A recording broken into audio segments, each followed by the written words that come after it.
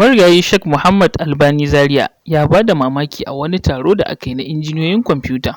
Misali jama'a, wani lokaci taro ne ake wai na injiniyoyi na kwamfuta, ni na je wucewa ne kawai sai na ga bana Abuja, sai na yo reverse da na karanta abin sai na shiga da doguwar rigata da dagaggen wando.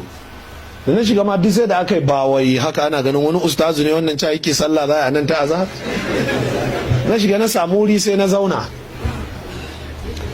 kowa ya sha nekta, ana ta ƙarya, ana ta abin nan, ana ta wani gwalangwaso. Kenan da aka zo za a yi wani jawabi, sai shi mai jawabin ya ce da a ce a wurin nan akwai wanda yake rike da wani certification, professional certification, to da shi ya kamata ya buga misali kaza kaza kamar kaza kaza, amma tun da babu to baruwa na kawai mana bayani.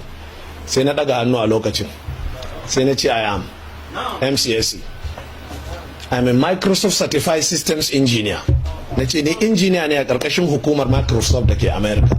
Sai kuma duk aka miƙe tsaye ana tafi, sai aka miƙe tsaye ana tafi, sai suka miƙe, sai na je na karba. Wallahi da ya zo zai miƙo min microphone din sai da ya lafiyayyen ruku'u lafiyayye, hannu ne kawai bai sa a gwiwa ba, ya miƙo mini.